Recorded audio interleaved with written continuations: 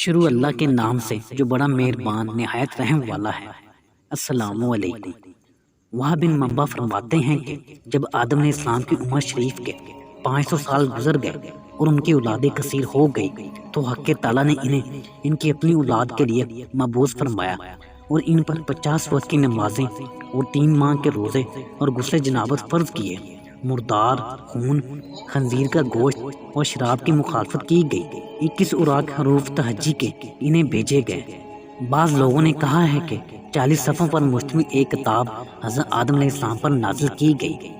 صاحب تفسیر کشاف نے لکھا ہے کہ آدم علیہ السلام پر 10 صحیفے نازل کیے گئے اور ان صحائف کا مضمون اسرار و حکمت، طبعی دعاؤں کے فائدے و نقصانات اور شیاطین کی تکثیر کے طریقے، علم ہندسہ اور حساب پر مشتمل تھے جنہیں معجزات باہرہ سے مبید کیا گیا تھا۔ نقل کیا گیا ہے کہ جب قابیل مردود بارگاہ آدم علیہ السلام میں گیا تو وہ موجودہ سرزمین پر یمن یا عدن کی جانب چلا گیا۔ وہاں وہ اور اس کی اولاد شیطان کے بہکانے سے آتش پرستی میں مشغول ہو گئے۔ انہوں نے آتش کدے بنا لیے اور تاریخ میں سب سے پہلا آتش پرست بنا۔ اس وقت بارگاہ الہی سے آدم علیہ السلام کے پاس وحی آئی کہ سرزمین عدن یمن میں جاؤ اور قبیل اور اس کی قرابت کو راہ راست کی تبلیغ کرو۔ حکم ربی کے مطابق آدم علیہ السلام وہاں تشریف لے گئے، لیکن اس کی ناحلف اولاد نے جناب آدم علیہ السلام سے ان کی نبوت پر معجزہ طلب کیا، لہذا فرمان الہی سے ان کے لیے سنگ خارا سے میٹھے پانی کا چشمہ جاری ہو گیا۔ آپ نے درخت کو اپنے پاس بلایا، وہ فوراً آپ کے پاس آ گیا۔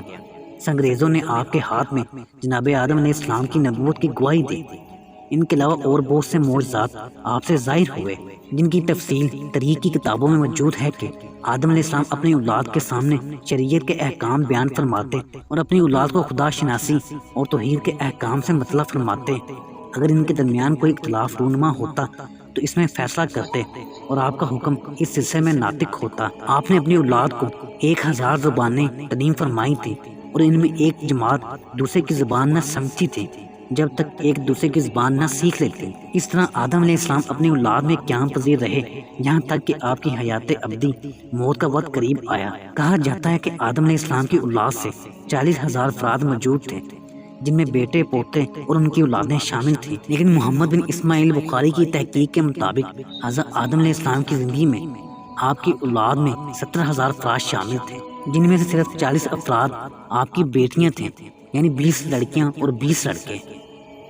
بعض مورخین کے مطابق لڑکیاں 19 تھیں کیونکہ حضرت شیس علیہ السلام تنہا پیدا ہوئے تھے۔ بعض حضرات نے فرمایا 80 افراد اور ایک روایت کے مطابق 120 افراد تھے۔ جب آپ کی عمر شریف کے 1000 سال مکمل ہو گئے تو آپ کا منشور حیات پروانہ موت سے مبدل ہو گیا اور مکتوب قضا پر لکل امت اجل مکتوب کی مہر لگ گئی اور آپ کو مرض الموت لاحق ہوا تو تمام اولاد کو جمع کر کے شیطان کی اطاعت سے بچنے اور حکم الہی پر عمل کرنے کی وصیت فرمائی۔ اپنے انتقال کے وقت آدم علیہ السلام نے حضرت شیس علیہ السلام کو وصیتیں فرمائی اور اپنی لازوال عطا سے مشرف فرمایا۔ آپ نے جناب شیس سے فرمایا کہ ان 5 وصیتوں پر خود بھی عمل کرنا اور اپنی اولاد سے بھی ان پر عمل کرانا۔ دنیا سے دل نہ لگانا، میں نے جنت سے دل لگایا، میرا یہ کام پسند نہ ہوا اور میں حسد کے ساتھ بحشت سے نکالا گیا۔ عورتوں کے کہنے پر عمل نہ کرنا، میں نے ہوا کے کہنے پر عمل کیا اور مصیبت میں مبتلا ہوا۔ کسی کام کو کرنے سے پہلے اس کے عواقب و انجام کو دیکھ لینا، اگر میں اپنے کام کے عواقب پر نظر رکھتا تو ان مصائب سے دوچار نہ ہوتا جو بعد میں مجھے برداشت کرنے پڑے۔ جس کام پر طبیعت راغب نہ ہو اور اس کے کرنے سے دل مضطرب ہو اس کو نہ کرنا، کیونکہ گھیو کھاتے وقت میرے دل میں اضطراب پیدا ہوا تھا لیکن میں نے اس پر توجہ نہ دی اور نتیجن یہ مشقت برداشت کی۔ جو کام با مرلہ پیش آئے اس میں دوستوں سے مشورہ کرو، اگر میں بھی ملائکہ سے مشورہ کر لیتا تو ان مصیبتوں سے محفوظ رہتا۔ ان مصیبتوں کے بعد نور محمدی صلی اللہ علیہ وآلہ وسلم کی محافظت میں بہت سی باتیں کی اور اس امانت کے سلسلے میں مسرت شادمانی کا اظہار فرمایا اور نبی آخر الزماں حضور صلی اللہ علیہ وآلہ وسلم پر فخر کا اظہار فرمایا۔ شیش علیہ السلام نے عرض کیا کہ میں نے آپ سے جناب مصطفیٰ صلی اللہ علیہ وآلہ وسلم کا ذکر بہت مرتبہ سنا ہے، میں یہ معلوم کرنا چاہتا ہوں کہ آپ کا مرتبہ بلند ہے یا ان کا؟ آدم علیہ السلام نے جواب نہ دیا تو شیس علیہ السلام نے دوبارہ سوال کیا لیکن آپ نے پھر جواب نہ دیا۔ تیسری مرتبہ پرزور انداز میں سوال کیا تو آپ نے فرمایا، اے فرزند، محمد مصطفیٰ صلی اللہ علیہ وآلہ وسلم کا مرتبہ بہت عرفہ و اعلیٰ ہے، کیونکہ خالق عالم نے ان کی امت کو 6 چیزیں عطا فرمائیں جو مجھے بھی نہیں ملی۔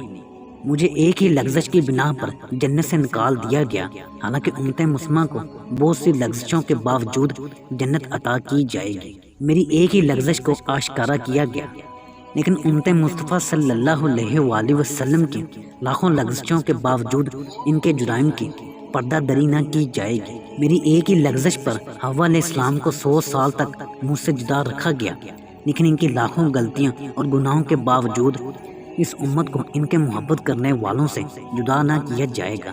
میں ایک ہی لغزش پر 100 سال تک مصروف گریہ رہا اور توبہ استغفار کرتا رہا، جب کہیں میری توبہ قبول ہوئی، لیکن انہیں اس کی حاجت نہیں، بلکہ صرف اظہار ندامت یا دل میں پشیمانی آتے ہی ان کی خطائیں معاف اور گناہوں سے درگزر فرمایا جائے گا۔ ان کی ندامت ہی توبہ ہے۔ مجھے ایک ہی لغزش پر برہنہ کر کے دنیا میں بھیج دیا گیا، لیکن ان کو کسی بھی گناہ پر باز پرس نہ ہوگی اور نہ ان کی پردہ دری ہوگی اور نہ ان کو ننگا کیا جائے گا۔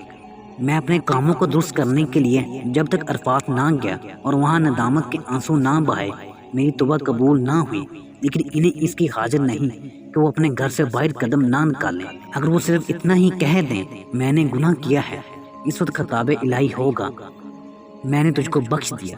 جب یہ گفتگو اختتام پذیر ہوئی تو آپ نے جناب شیس علیہ السلام کو مزید نصیحتیں فرمائی۔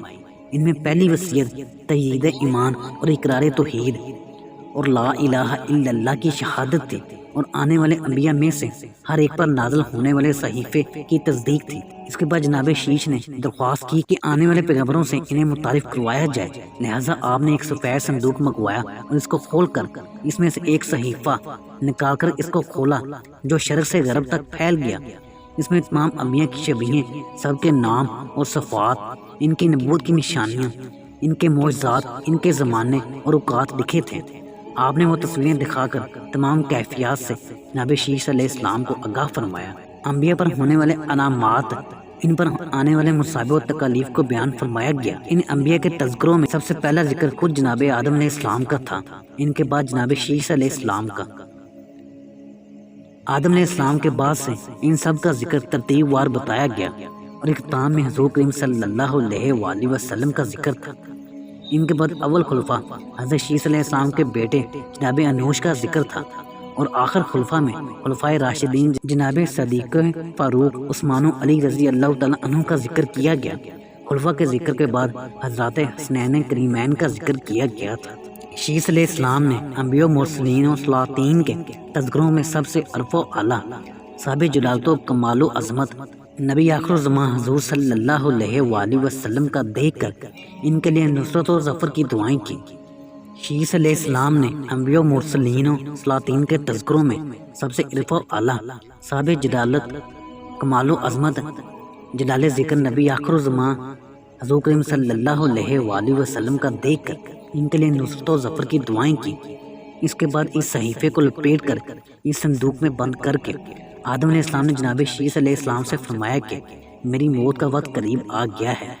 مجھت الہی اس بات کی متقاضی ہے کہ میں اس دار فنا سے رحلت کروں، اور میرے بعد تم خلیفہ نائب ہو گئے، لہٰذا تم قصر خلافت کی تعمیل تقویٰ سے کرنا، اور جو شریعت خداوند کریم نے مجھ پر نازل فرمائی ہے اس پر عمل کرنا، اور جب کبھی ذات باری کا نام لینا تو اس کے نام کے ساتھ اس میں محمدی صلی اللہ علیہ وآلہ وسلم کو ملا لینا، اور اس میدان محبت کے سپت سالار سے ہمت کی استمداد کرنا۔ اس کے بعد آپ نے انگشتری جو سعادت و دولت کی ضامن تھی جناب شیس علیہ السلام کو عطا فرمائی، اور صحیفے والا صندوق بھی آپ کے سپرد فرمایا۔ جب آدم علیہ السلام پر مرض کا شدید حملہ ہوا تو آپ کو جنت کے زیتون اور روغن زیتون کی خواہش ہوئی، اور ایک روایت کے مطابق آدم علیہ السلام نے جناب شیس علیہ السلام سے فرمایا کہ وہ طور سینا جائیں اور اللہ کی بارگاہ میں میری خواہش پیش کریں۔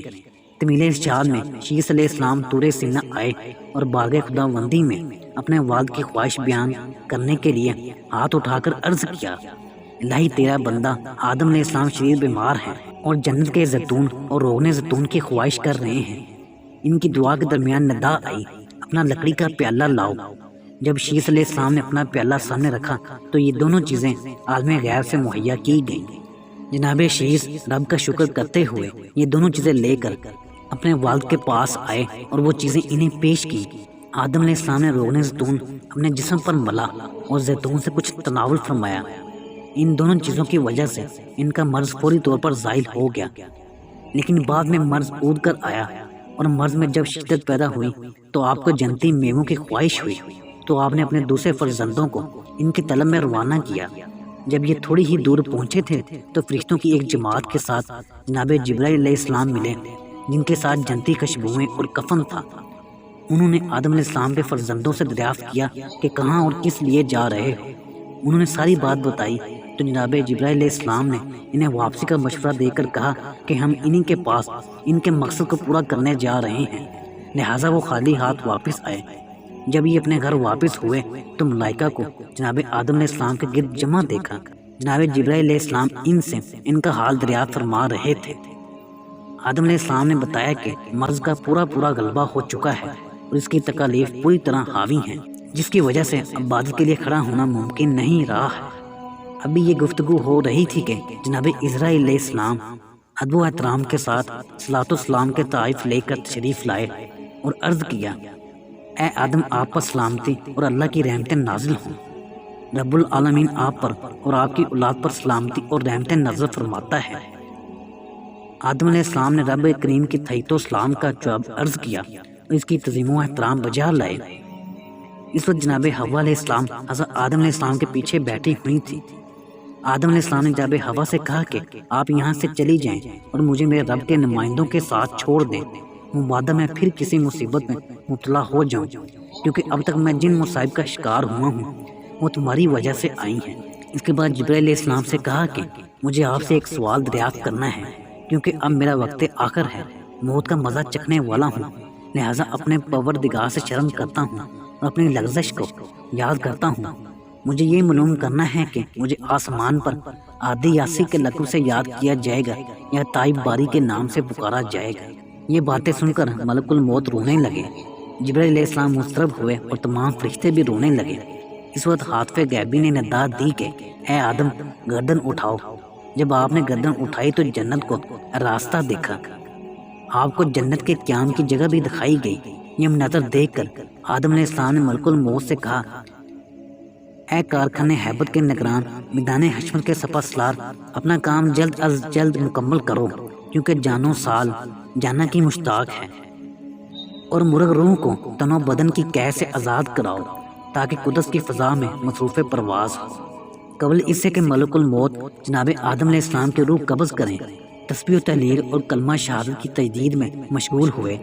اس وقت آدم علیہ السلام بھی ذکر نفی اسباب میں مشغول تھے، لیکن جناب جبریل نے ملک الموت سے کہا کہ جناب ابو البشر کی روح کو نہایت آسانی اور محبت کے ساتھ قبض کرنا، اس کا بھی خیال رکھنا کہ ان کا ادب احترام لازمی اور ضروری ہے۔ تمہیں یہ بھی معلوم ہے کہ اللہ تعالیٰ نے انہیں اپنے دستے قدرت سے بنایا اور ان میں اپنی روح پھونک کر اختصاص و اکرام سے سرفراز فرمایا اور تمام ساکن عالم بالا سے ان کو سجدہ کرایا۔ تم قبضے روح کے وقت ان تمام امور کا لحاظ رکھنا۔ جب ملک الموت اپنے کام سے فارغ ہو گئے اور جناب آدم علیہ السلام کی روح قبض کر لی تو جبرائیل علیہ السلام نے ان پر چادر ڈھانک دی اور جناب شیس علیہ السلام کو ان کے غسل دینے کا طریقہ بتایا۔ غسل و کفن نہانے کے بعد جب نماز جنازہ کا وقت آیا تو شیس علیہ السلام نے جبرائیل علیہ السلام کو جنازہ پڑھانے کو کہا، لیکن جبرائیل علیہ السلام نے ان کو نماز جنازہ پڑھانے کی دعوت دی۔ اس طرح جناب شیس علیہ السلام نے ایک روایت کے مطابق 3 تکبیروں سے اور دوسری روایت کے مطابق 4 تکبیروں کے ساتھ، جس طرح آج ہمارے مسجد میں پڑھی جاتی ہیں، جبرائیل علیہ السلام کے بتانے کے مطابق نماز جنازہ پڑھائی۔ نماز جنازہ سے فراغت کے بعد حضرت آدم علیہ السلام کو غاز گنج میں جو جبل ابو قبیس میں واقع ہے دفن کیا۔ آپ کا جسد مبارک طوفان نوح علیہ السلام تک وہاں دفن رہا۔ طوفان کے وقت حضرت نوح علیہ السلام نے ایک تابوت بنا کر اس میں جسد آدم علیہ السلام کو منتقل کیا۔ تابوت کو اپنی کشتی میں لے آئے۔ جب طوفان ختم ہو گیا تو آپ کو دوبارہ سراندیب میں دفن کر دیا، اور یہی جگہ آج بھی مدفن آدم علیہ السلام کے نام سے مشہور ہے۔ حقیقت حال کو اللہ بہتر جانتا ہے۔ رب تعالیٰ نے آدم علیہ السلام کو 18 خصوصیات سے سرفراز فرمایا۔ انہیں اپنے دستے قدرت سے بنایا، اپنی روح ان میں پھونکی، اپنی پسندیدہ صورت پر تخلیق فرمایا، یا اپنی سوچ کے مطابق تخلیق فرمایا، بہترین شکل میں تخلیق فرمایا۔ چھینک آنے کے بعد انہیں حمد کی تلقین فرمائی اور آدم علیہ السلام حمد الہی بجا لائے، یعنی الحمدللہ رب العالمین کہا۔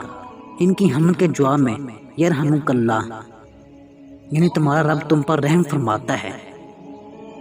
یہ اشارہ اس بات کی جانب ہے کہ اس کی رحمت غضب پر سبقت کرتی ہے۔ اسما کا علم سکھایا، ملائکہ سے جناب آدم کو سجدہ کروایا، عالم بشریت کو ان سے منسوب فرمایا، زمین پر انہیں خلیفہ اور نائب بنایا۔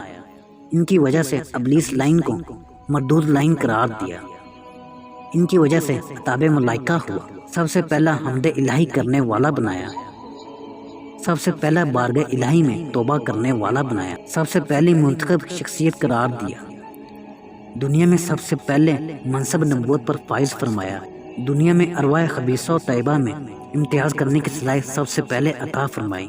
قیامت کے دن اپنی ذریعت سے دوزیوں کو جدا کرنے والے سب سے پہلے فرد جناب آدم علیہ السلام ہی ہوں گے، واللہ اعلم۔ ناظرین، اسی امید کے ساتھ ہم آپ سے اجازت چاہیں گے کہ آپ کو ہماری آج کی ویڈیو پسند آئی ہوگی۔ ملتے ہیں بہت جلد ایک نئی معلوماتی ویڈیو کے ساتھ، تو دیکھتے رہیں اسلامک ڈائل۔ اللہ آپ کا حامی و ناصر۔